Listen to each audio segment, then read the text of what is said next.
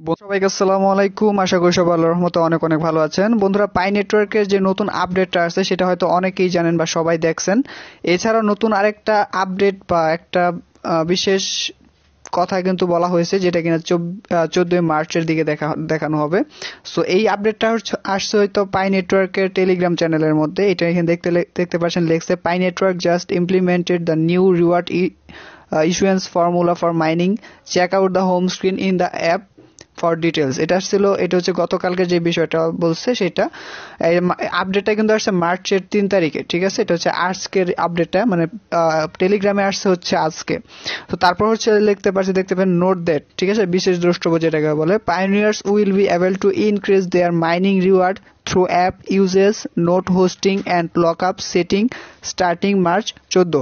So এখানে যে বিষয়টা বলছে যে আমরা হয়তো অনেকেই জানেন যে আপনাদের লকআপ যে বিষয়টা আছে, আমি আপনাদেরকে এটা একটু বাংলাতে করে দেখাই, তারপর বুঝতে পারবেন। দেখতে পাচ্ছেন এখানে কিন্তু এই যে লেখা দিছে, পাই নেটওয়ার্ক এইমাত্র খনির জন্য নতুন পুরস্কার প্রদানের সূত্র প্রয়োগ করেছে। বিস্তারিত জানার জন্য পাই অ্যাপ হোম স্ক্রিনে দেখুন, যেটা আগামীকাল দেখাইছি। এবং উল্লেখ্য যে পাইনিয়ার 14 মার্চ থেকে অ্যাপ ব্যবহার, নোট হোস্টিং এবং লকআপ সেটিংস এর মাধ্যমে তাদের মাইনিং পুরস্কার বাড়াতে সক্ষম হবে। এখানে যেই বিষয়টা নোট হোস্টিং, সেটা হচ্ছে কম্পিউটার যারা কানেক্ট করছে তাদের মানে ওয়ালেটটা, তাদের ওয়ালেট বলতে অ্যাপসটা কম্পিউটারে কানেক্ট করছে তাদের ক্ষেত্রে এটা বলা হয়েছে নোট হোস্টিং, এবং লকআপ সেটিংস এর মাধ্যমে তাদের মাইনিং পুরস্কার বাড়াতে সক্ষম হবে।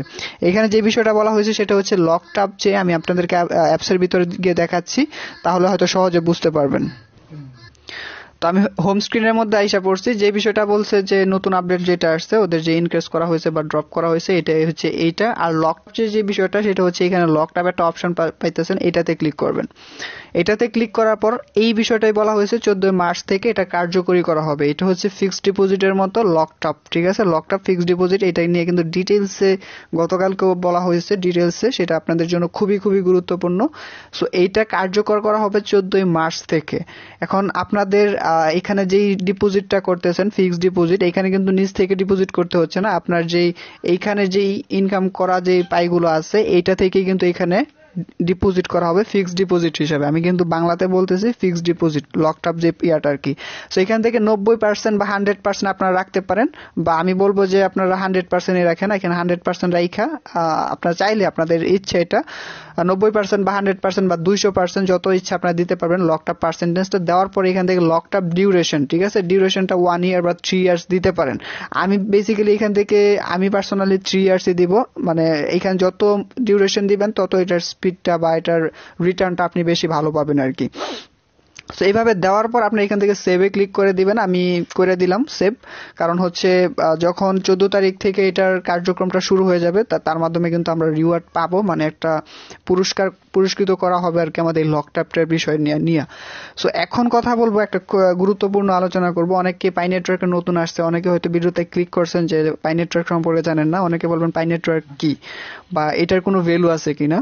বর্তমান সময়ে এখনো পাই নেটওয়ার্কের 1 টাকারও ভ্যালু নয়। এটা স্ক্যাম আর রিয়েল কেউ বলতে পারবে না, এখনো বলতে পারবে না। তবে এটা রিয়েলের দিকটাই বেশি।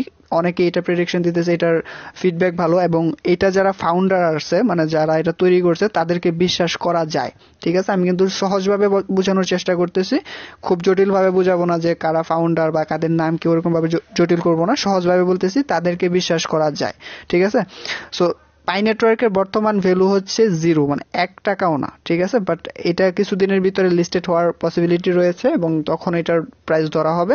বিভিন্ন ওরা খুব ভালো ভালো কমিউনিটির সাথে অ্যাড হইতেছে, ভালো ভালো ভবিষ্যতে ভালো কিছু আশা করা যায় আর কি, এটা নিয়ে অনেকেই বলতেছে। সো আপনাদের এখানে যা যা করতে হবে, যেগুলো আপনাদের রিকোয়ারমেন্ট ওদের, আপনাদের অবশ্যই পাই নেটওয়ার্কের অফিসিয়ালি পাইয়ের যে অ্যাপসটা আছে সেটা আপনাদের এখানে মাইনিং করতে, মানে ডাউনলোড করতে হবে এবং মাইনিং করতে হবে।